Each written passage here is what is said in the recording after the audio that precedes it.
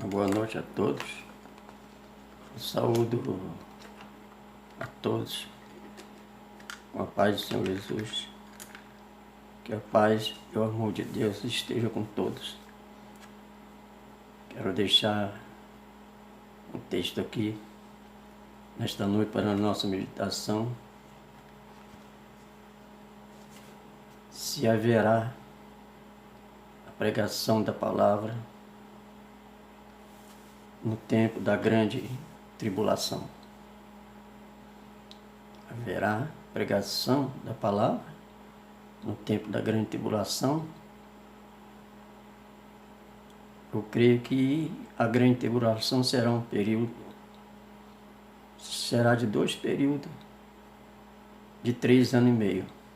Primeiro, há uma falsa paz que haverá na vinda do Senhor Jesus. E a igreja, eu creio que não vai estar aqui porque será arrebatada. Jesus virá para buscar sua noiva. Mas vamos ver o que a Bíblia fala sobre a pregação do Evangelho. Quem são esses que vão pregar o Evangelho? Mas primeiro eu quero falar aqui sobre o final dos 3 anos e meio, porque os primeiros 3 anos são uma falsa paz que haverá no mundo, não é? O anticristo ele vai dominar mesmo. Deus vai permitir que ele domine o povo que desobedeceu a palavra de Deus, não é mesmo? Muitos que não foram salvos, a igreja, o povo que não foi arrebatado, então aqueles vão passar por esse grande período da tribulação. E muitos verdadeiramente vão morrer, não é? Por não ter sido arrebatado. Então eu quero falar aqui sobre a quebra do acordo de paz. Aí é que vai acontecer, entendeu? O pior nesse período. O pior de todos os tempos. Então, na metade da grande tribulação, ou seja, quando se completarem os 3 anos e meio, o anticristo quebrará o seu acordo, viu? Colocará suas imagens no templo, não é mesmo? No meio da semana, ele dará fim ao sacrilégio, à oferta, e numa ala do templo será colocado o sacrilégio terrível, até que chegue sobre ele o fim, lhe está decretado. Daniel capítulo 9, versículo 27. Se você quiser anotar, abre sua Bíblia aí, Daniel capítulo 9, versículo 27. Se assentará nele, exigirá que o povo o adore, como se ele fosse um Deus. Este se opõe e se exalta acima de tudo o que se chama Deus, ou é objeto de adoração, chegando até a sentar-se no santuário de Deus, proclamando que ele mesmo é Deus. 2 Tessalonicenses, capítulo 2, versículo 4. 2 Tessalonicenses, capítulo 2, versículo 4. A adoração a Deus e o sacrifício no templo serão interrompidos até o fim da tribulação. Depois de abolido o sacrifício diário e colocado o sacrifício terrível, haverá 1290 dias. Daniel capítulo 2, versículo 11. O povo se revoltará contra a profanação que este homem realizará, e então o anticristo desencadeará homem, realizará então o anticristo desencadeará uma grande perseguição contra o povo. Não é mesmo? Uma grande perseguição contra o povo, aqueles que ficaram durante o período da grande tribulação. Assim, quando vocês virem o sacrilégio terrível da qual falou o profeta Daniel no lugar santo, quem lê, entenda. Então, os que estiverem na Judéia, fujam para os montes. Quem estiver no telhado de sua casa, não desça para tirar dela coisa alguma. Quem estiver no campo, não volte para pegar seu manto. Como serão terríveis aqueles dias para as grávidas e para os que estiverem amamentando. Orem para que a fuga de vocês não aconteça no inverno, nem no sábado, porque haverá então grande tribulação, como nunca houve desde o princípio do mundo até agora. Nem jamais haverá, se aqueles dias não fossem abreviados, ninguém sobreviveria. Mas por causa dos eleitos, aqueles dias serão abreviados. Mas muitos usam esse texto e falam sobre esse dia abreviado. Diz que o tempo está passando rápido, não é mesmo? Mas não tem nada a ver. O dia abreviado são aqueles 3 anos e meio que Deus abreviou para que o povo tivesse um pouco de paz, né? Durante os primeiros 3 anos e meio. Mas aquele dia foi abreviado. E muitos foram salvos, que se arrependeram, né? Muitos morreram. Então, e esse dia abreviado está em Mateus, onde está falando Mateus 24, né? Do 15 ao 22. Esse verso eu acabei de falar. Mateus 24, 15 ao 22. Mas, e outro texto que as pessoas, os postos, por exemplo, tribulacionistas, né, não aceitam, por quê? Ele acha que por causa dos eleitos, aqueles dias serão abreviados. Mas como vai ter eleito aqui se a igreja for arrebatada? Porque Jesus, ele virá para a igreja. Entendeu? E o povo de Israel, Jesus quando descer lá em Mateus 29, 24, Mateus 24, do 29 ao 31, é que Jesus descerá visivelmente para salvar o povo de Israel e tomar o seu reino por direito. Ele vai matar o profeta com todos os seus soldados. E tem muitos povos ali que são escolhidos mesmo. Os eleitos são os povos escolhidos de Deus, os povos de Israel. Não é mesmo? Agora, com a quebra do acordo e a profanação do templo, Israel perceberá que ele não é o Messias que virá durante a sua fuga de Jerusalém através do sofrimento. Israel se lembrará que há muito tempo atrás o verdadeiro Messias havia vindo, mas o povo o rejeitou, entregando-lhe aos romanos para ser crucificado. Quando o povo perceber que esse anticristo não é o Messias, aí eles vão lembrar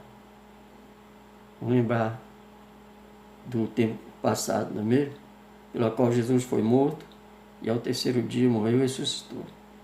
Nesse tempo, Israel se arrependerá de ter rejeitado o Messias e chorará amargamente através desse arrependimento e a aceitação do Messias, a nova aliança que profetizava a restauração espiritual de Israel começará a se cumprir. Eles entenderão que a rejeição do Messias era para o plano de Deus, para que a salvação em Cristo alcançasse todos os povos. Era por isso que, na época que Jesus Cristo veio, a primeira vez, Israel rejeitou. Era para isso que o próprio Jesus Cristo afirmou que estava acontecendo o que Isaías havia profetizado. Israel estava com seus olhos espirituais fechados e não enxergaram, não entenderam verdadeiramente, né, que Jesus era o Filho de Deus.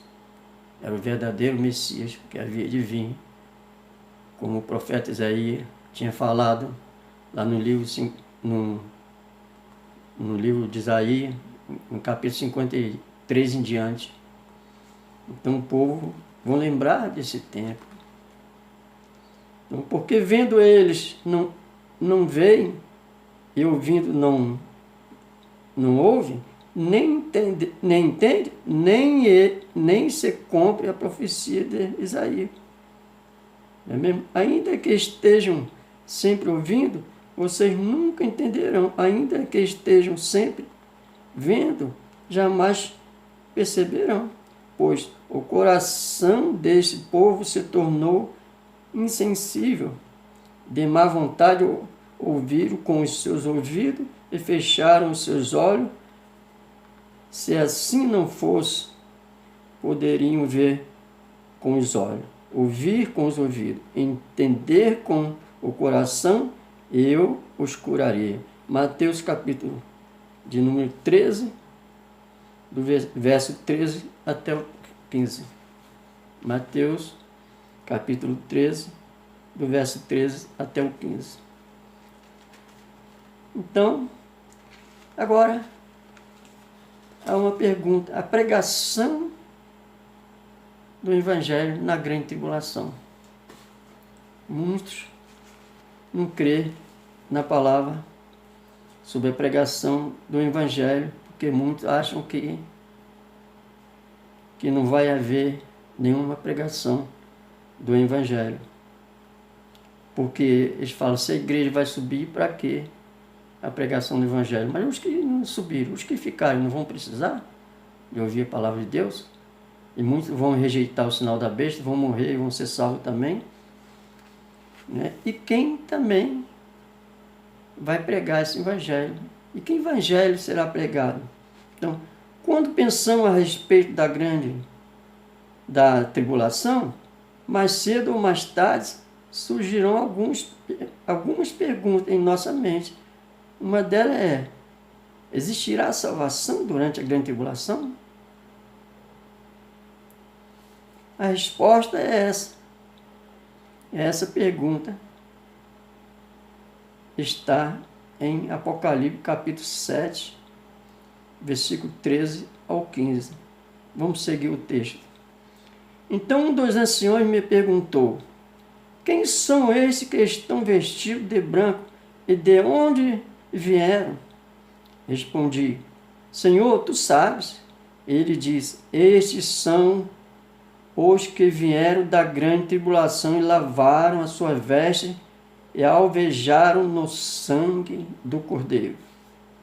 Através desse texto podemos perceber que haverá salvação durante a tribulação, sendo que o texto afirma que essas pessoas lavaram as suas vestes e alvejaram no sangue do Cordeiro. E isso indica que essa salvação veio por meio do arrependimento. E este aconteceu devido à pregação do Evangelho de Cristo. Então surge outra pergunta: se haverá pregação durante a tribulação, quem pregará? Viu? Quem pregará? A resposta também está no capítulo 7 de Apocalipse. Vamos ver.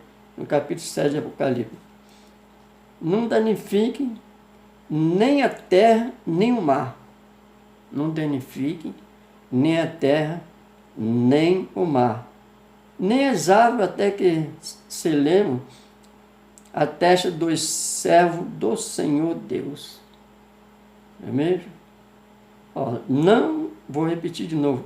Não danifique nem a terra, nem o mar, nem as árvores, até que selemos as testas dos servos do nosso Deus. Então ouvi o número dos que foram selados: 144 mil de todas as tribos de Israel.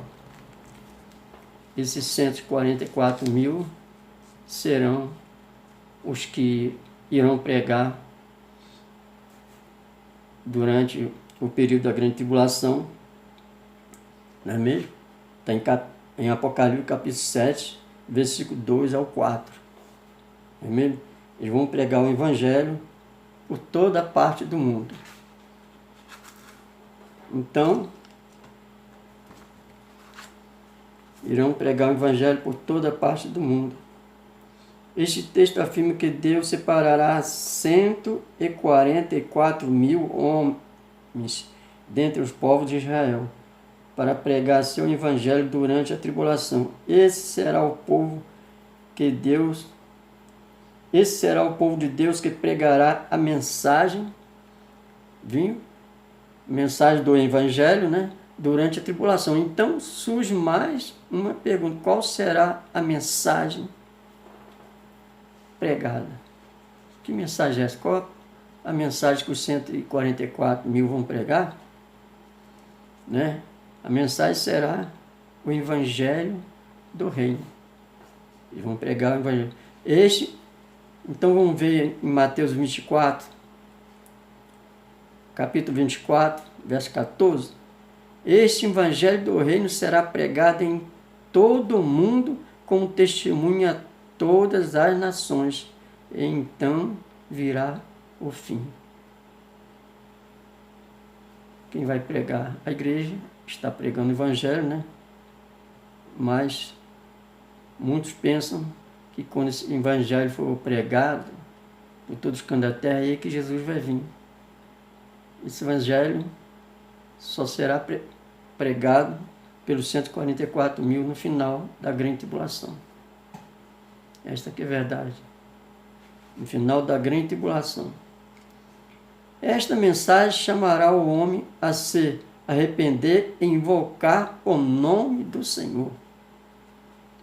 E todo aquele que invocar o nome do Senhor será salvo, pois, conforme prometeu o Senhor, no Monte Sião e em Jerusalém haverá livramento para os sobreviventes, para aqueles a quem o Senhor chamar. É isso, Joel, capítulo de número 2, versículo 32. Está no livro de Joel, capítulo 2, versículo 32. Para que, agora vamos ver em Apocalipse 12, 11, para que aquele que ouvir passe a crer em Jesus Cristo como Messias e receber o perdão dos pecados, através do seu sacrifício na cruz. Eles o vencerão pelo sangue do Cordeiro e pela palavra do testemunho que deram diante da morte. Não amaram a própria vida. Apocalipse, capítulo 12, versículo 11. Essa análise nos ensina como alguém pode ser salvo. Mas então, uma nova pergunta surge: quem será salvo? E todo aquele que invocar o nome do Senhor será salvo. Não é isso? Todo aquele que invocar o nome será salvo. Essa salvação será pela fé. Está no livro de Joel, capítulo 2, 32. Vamos seguir em diante o texto. Portanto, que diremos do nosso antepassado Abraão? Abraão creu em Deus, e isso lhe foi acreditado com justiça. Romanos capítulo 4, versículo de 1 a 3. Pois sem fé é impossível agradar a Deus, pois quem dele se aproxima precisa crer que ele existe e que recompensa, aqueles que o buscam. Hebreus capítulo 11, versículo 6. Será possível ser salvo durante a grande tribulação, mas essa salvação não será de graça. Haverá um preço a ser pago. Haverá perseguição, martírio e morte. E isso tudo acontecerá no período da grande tribulação. Então, mais adiante um pouquinho, que já estou terminando o vídeo, para deixar bem claro, foi-lhe dado ao anticristo poder para guerrear contra os santos e vencê-los. Foi-lhe dado autoridade sobre toda a tribo, povo, língua e nações. E nação, né? Apocalipse capítulo 13, versículo 7. Então eles os entregarão para serem perseguidos e condenado à morte, e vocês serão odiados por todas as nações por minha causa. Mateus capítulo 24, versículo 29. Apocalipse 9:6. Quando ele abriu o quinto selo, vi debaixo do altar as almas daqueles que haviam sido mortos por causa da palavra de Deus e do testemunho que deram. Não é isso? Apocalipse capítulo 6, versículo 9. Vi as almas dos que foram decapitados por causa do testemunho de Jesus e da palavra de Deus. Eles não tinham adorado a besta, nem a sua imagem, e não tinham recebido a sua marca na testa, nem nas mãos. Eles ressuscitaram e reinaram com Cristo durante 1000 anos. Apocalipse capítulo 9, versículo de número 4. Apocalipse capítulo 20, verso 4. Não é mesmo? Então, vi as almas dos que foram decapitados por causa do testemunho de Jesus e da palavra de Deus. Eles não tinham adorado a besta, nem a sua imagem, e não tinham recebido a sua marca na testa, nem nas mãos.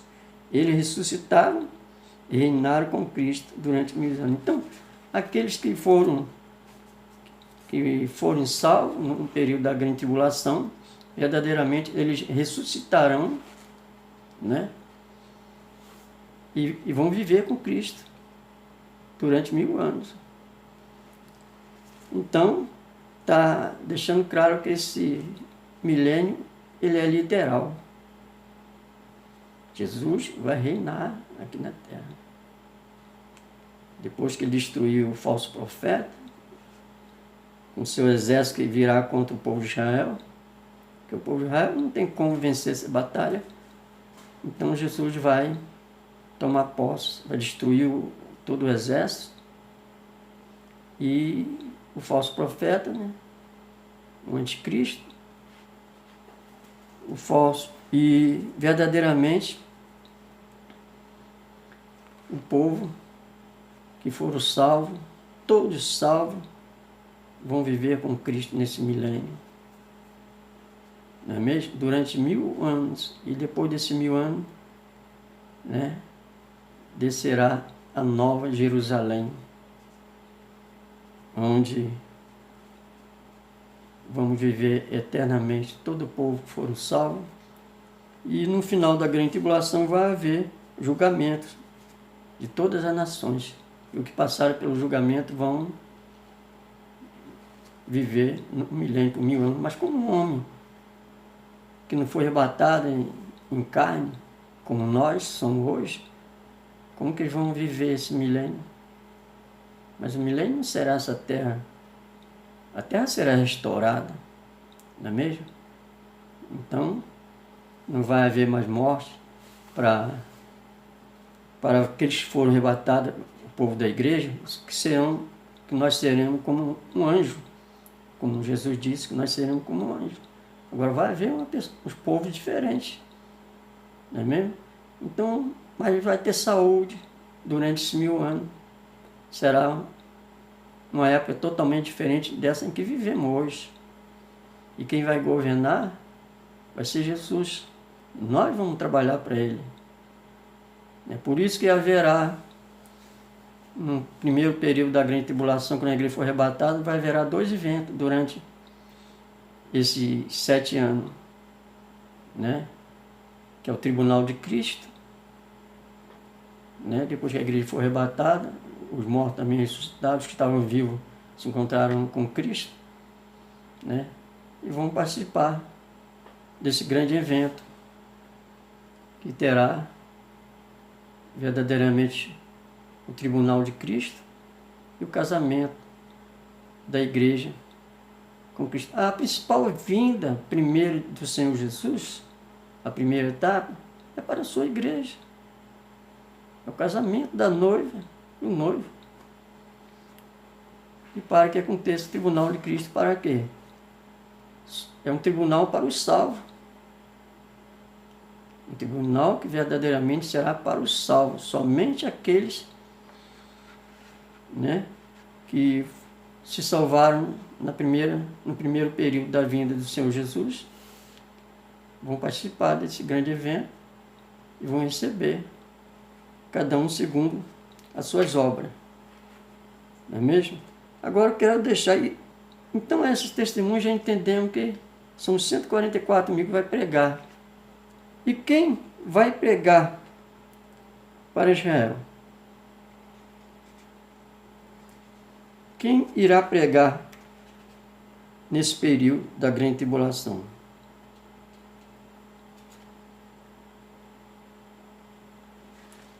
Verdadeiramente, a Bíblia fala de 2 testemunhas.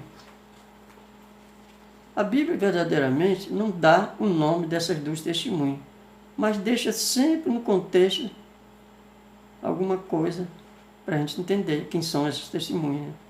Pode não afirmar, eu creio que é Elias, né? Elias, a primeira que a Bíblia deixa claro, Elias, na verdade, e Moisés. Por causa do milagre que eles vão fazer pela unção de Deus, que eles têm recebido, que fizeram no tempo que viveram. Então, quem são essas 2 testemunhas? As 2 testemunhas do Apocalipse. É o texto que está também no meu trabalho essa noite. No livro de Apocalipse são apresentados 2 personagens muito interessantes. Que aparecerão no período da grande tribulação. Eles serão as 2 testemunhas de Deus e farão milagres e grandes sinais enquanto pregarão o Evangelho. Antes de começarmos uma análise, vamos logo no texto, né? Ó, deixa eu dar um parecer. Darei poder. Olha só o que está falando a Bíblia aqui. Vamos ver se foi Moisés, foi Elias, porque não temos assim uma confirmação da Bíblia. Muitos falam que é Enoque, Moisés e Enoque, não é mesmo? O Enoque não teve essa experiência com o povo de Israel. Quem teve foi Elias e Moisés, não é mesmo? Darei poder às minhas 2 testemunhas, e elas profetizarão durante 1260 dias, que são um período de 3 anos e meio, né? Vestido de pano de saco. Estas são as 2 oliveiras, 2 candelabros, que permanecem diante do Senhor da terra. Se alguém quiser causar danos, ó, da boca sairá fogo. Quem fez isso foi Elias, pelo poder de Deus, não é mesmo? Que devorará os seus inimigos. É assim que deve morrer aquele, viu? Morrer qualquer pessoa que quiser causar-lhe dano. Esses homens têm poder para fechar o céu. Quem fez isso? Elias, né? O poder de Deus, é claro. Jamais homem poderia fazer isso. Deus deu autoridade aos seus profetas, de modo que não chova. Eles poderão fechar o céu de modo que não chova durante o tempo em que estiver profetizando. E tem poder para transformar a água em sangue. Quem fez isso? Moisés. Não é mesmo?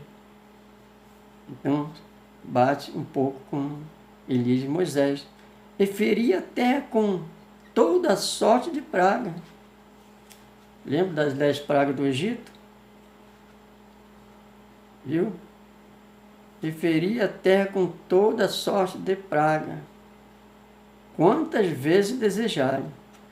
Quando eles tiverem terminado o seu testemunho, a besta que vem do abismo os atacará e irá vencê-los. E matará os seus... irá vencê-los e matá-los.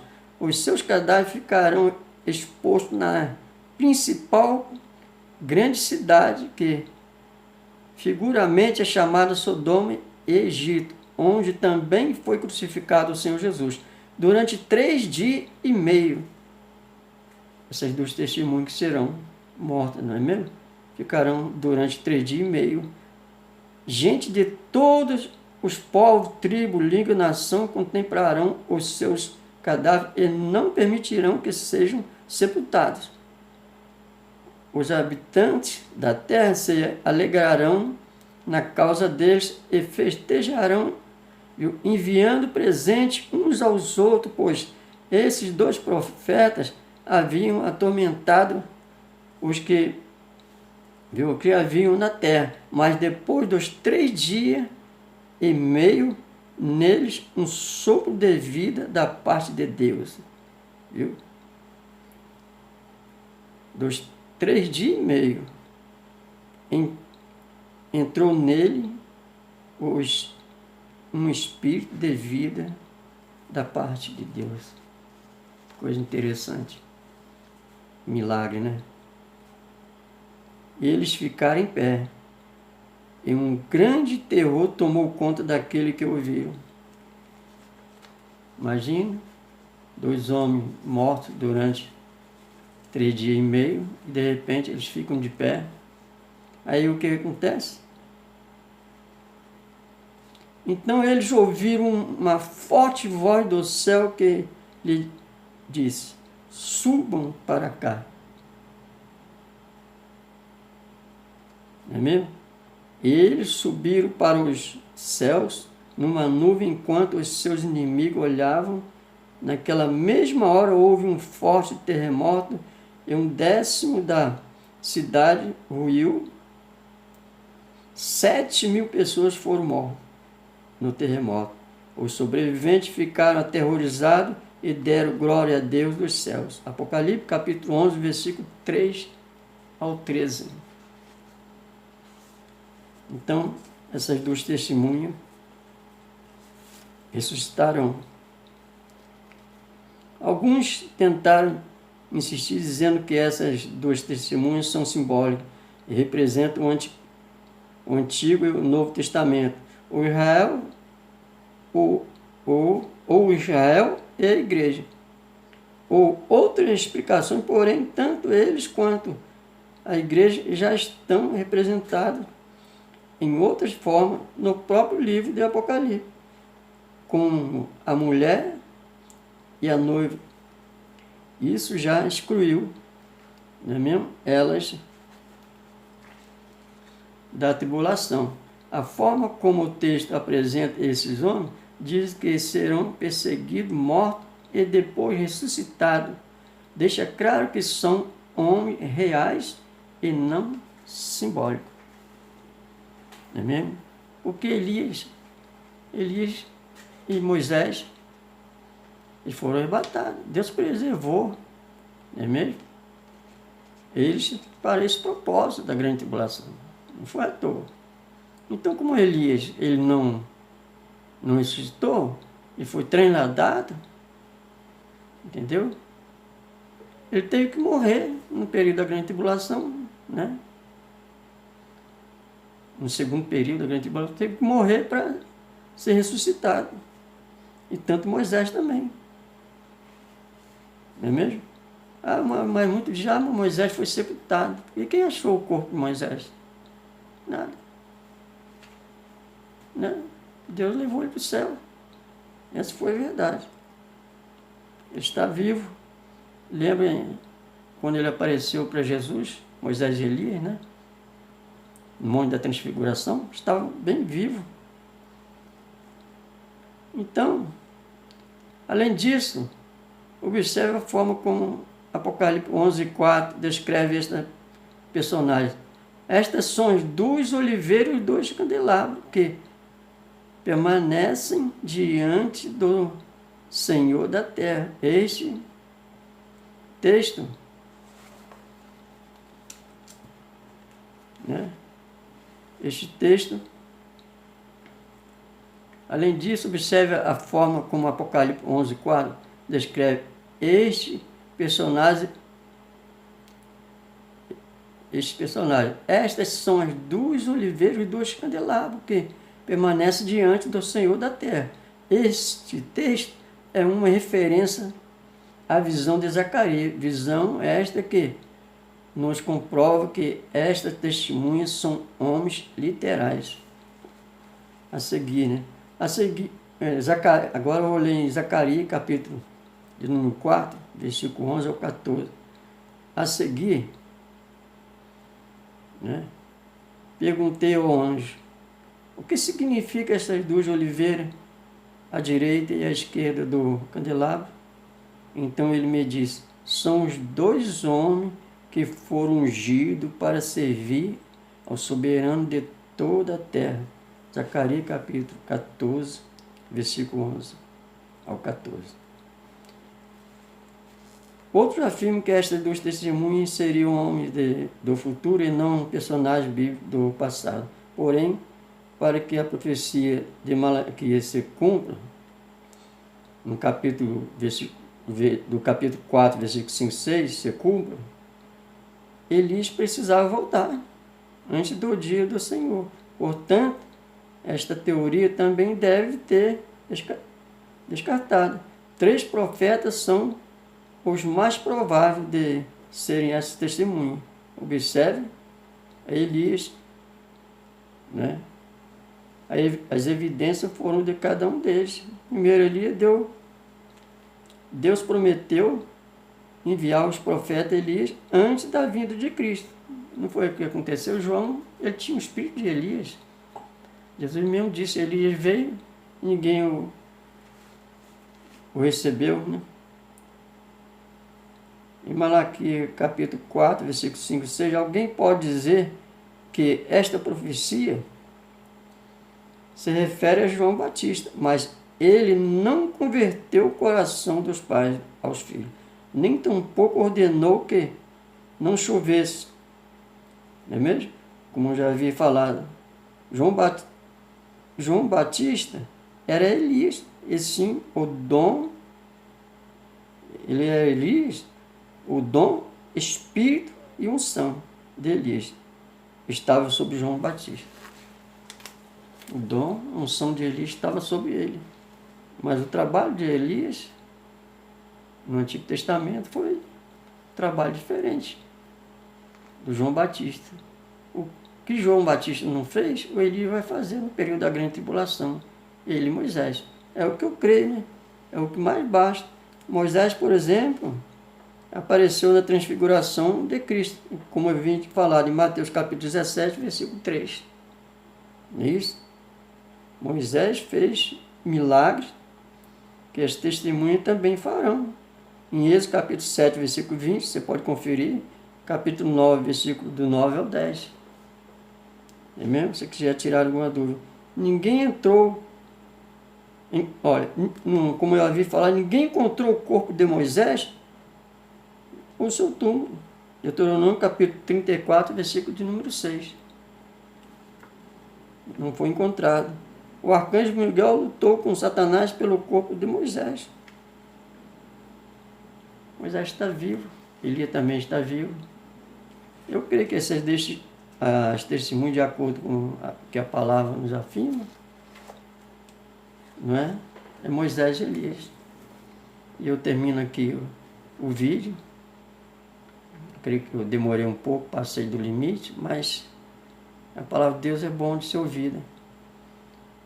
E que no próximo vídeo eu posso ser um pouco mais rápido, porque o texto é muito grande realmente, mas verdadeiramente eu espero que na vinda do Senhor Jesus nós possamos estar preparados e que você coloque essa segurança em seu coração, da sua salvação. Você não vai perder a sua salvação. Continua firme, orando, vigiando, porque o dia e a hora ninguém sabe, não é mesmo? Então agradeço a todos, que a paz de Deus esteja com todos vós, hoje e sempre. Amém? Uma boa noite a todos.